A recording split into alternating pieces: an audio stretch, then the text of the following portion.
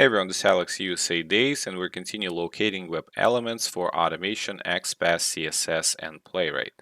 So today we're going to talk about tools for locators. Now this is module 9, we're almost done. This is going to be a pretty short module. And after that, we're just going to go over practical tips and next steps you can do to become QA automation engineer. So to identify locators for automation, you can also use several different tools.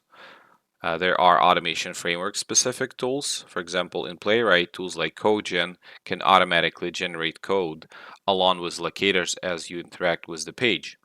Additionally, the Playwright inspector allows you to inspect elements and refine locators.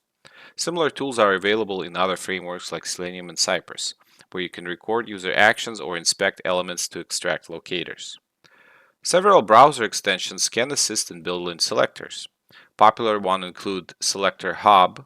It helps generate XPath and CSS selectors while highlighting potential improvements, and RunnerX Velocity, a similar tool focused on simplifying locators generation for web elements.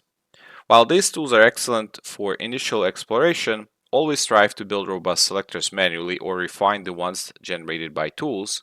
Look for unique stable attributes like ID to ensure your tests remain reliable and maintainable over time. Here is just a visual of what you can expect from built-in automation tool. Here I am using Playwright Inspector, and I can hit record, and every time I'm going to interact with something, it will add a step, and that step will be reflected here. I check the box, I uncheck the box, and as you can see, it uses page get by text, get by role, and then it uses locator. So it uses different type of selectors in order to achieve what needs to be achieved here. You can also here click on the element itself and just go over different elements. So you can click on this element selector tool and go over different elements, and it will highlight what kind of selectors you can use to interact with specific element.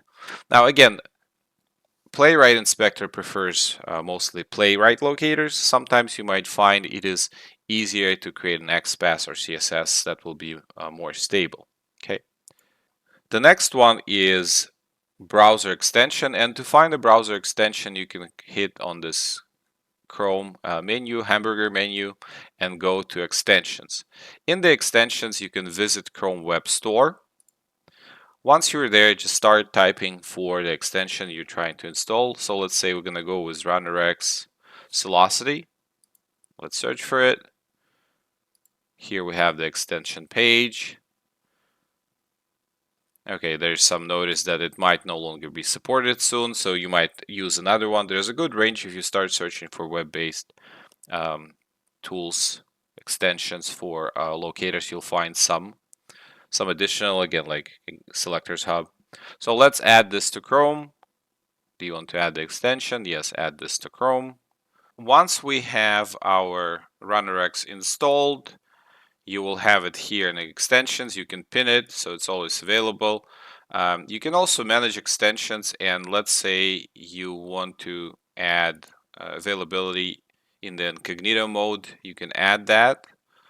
So allow an incognito. If you want to open a hidden browser, incognito browser, you will have a RunnerX there as well.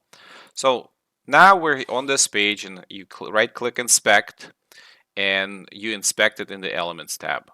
Now within the Elements tab, there will be another tab with styles and everything, computed, layout, and so on. Here, if you expand this in more tabs, you will find RunnerX Velocity inside, right here.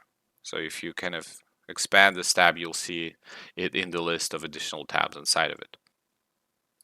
So we can right click it, selector actions, copy XPath, paste it in and search, and we find our selector. It highlights it.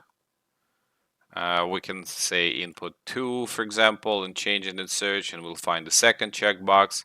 And it also gives other suggestions, like what kind of CSS you can use. You can grab this one or this one.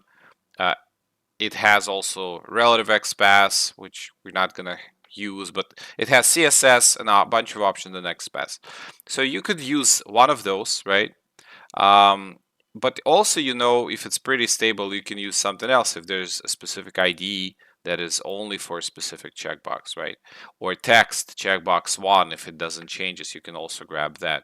So there are different ways you can improve the selectors that provided by tools, but I think it's a pretty good start for you to start figuring things out on your own, and you can always update them, improve them, make them more robust. Okay, so yeah, this is it. This was Alex USA Days. Thank you for watching, and bye bye.